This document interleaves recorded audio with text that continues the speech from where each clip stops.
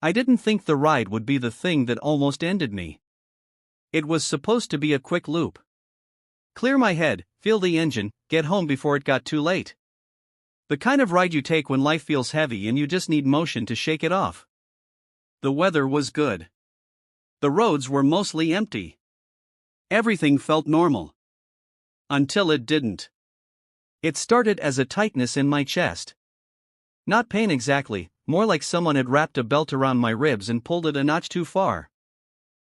I told myself it was nothing. Bad posture. Too much coffee. Stress. Anything except what it was. I kept writing. That was mistake number 1. A minute later the tightness turned into pressure. Deep and heavy. Like a weight sitting behind my sternum. My breathing got shallow, and my arms started to feel strange, not numb, but wrong, like they didn't belong to me. I remember thinking, okay, pull over. Now. I signaled and eased onto the shoulder, gravel crunching under my tires. I killed the engine and sat there with both feet down, trying to breathe like I could control it if I focused hard enough. The world got louder without the bike. Wind in the trees. A car passing somewhere far off. My own heartbeat, suddenly not steady. Suddenly not reliable. I took my gloves off because they felt tight, like my hands were swelling. Then I tried to stand up, and the second my boots hit the ground, my legs went weak. That scared me more than the chest pressure. I leaned against the bike, trying to act normal, like if anyone drove by I wouldn't look like a problem. But I was a problem. I reached into my pocket for my phone and realized my fingers were shaking so hard I could barely unlock it.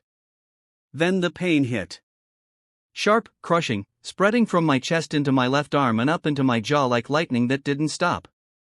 My vision narrowed at the edges, and I thought, this is it. This is a heart attack. There are moments where your brain turns calm because panic won't help. That's what happened to me. I stared at the phone in my hand like it was a tool I didn't know how to use anymore. And then I heard a voice. Hey! Are you okay? A car had pulled over behind me. Hazard lights flashing. A woman got out fast, but not reckless. Purposeful. She looked like she was in her late 20s or early 30s. Hoodie, ponytail, sneakers. Not what I imagined when I pictured someone stopping to help a biker on a lonely road. She came close enough to see my face. And the second she did, her expression changed. Not curiosity. Not fear. Recognition. The kind you get from someone who's seen emergencies before. She said, "Don't move. Sit down. Sit down now." I tried to speak, but my mouth wouldn't cooperate. She didn't wait for words. She guided me down to the ground with my back against the bike, keeping me upright. Then she said, "I'm a nurse.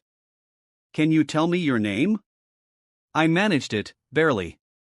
"Okay," she said, calm like she was talking to someone waking up from a bad dream.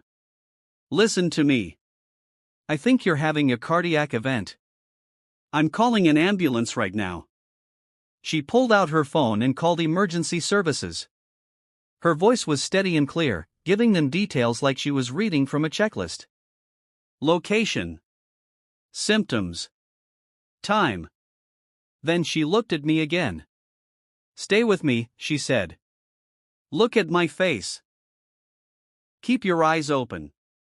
My chest felt like it was being crushed in slow motion. Sweat rolled down my neck even though the air was cool. I couldn't get a full breath. She asked, "Any history of heart problems?" I shook my head, or tried to. "Any meds?" I croaked, "No." She nodded, still calm. "Okay. We're going to do this step by step." She checked my wrist for a pulse. Her fingers pressed firm, not panicked. Her eyes flicked between my face and her watch like she was measuring time in seconds. "Your pulse is fast," she said. "I need you to breathe with me.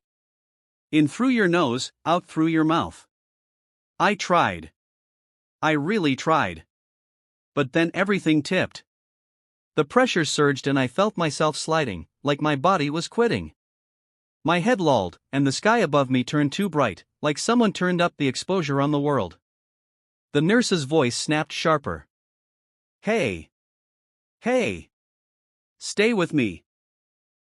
She put one hand on my shoulder and the other on my jaw, tilting my face up. Not gentle, but careful. Like she knew exactly how much force to use. Then she said the sentence that burned into my memory. If you pass out, I'm starting CPR. Do you understand? I blinked at her, barely. She nodded like she saw the answer anyway. Good. Keep breathing. A car drove past and slowed. She waved it on, then turned back to me, focused like nothing else existed. I remember thinking, how is she this calm? But that's the thing about good nurses. They don't borrow trouble. They handle it.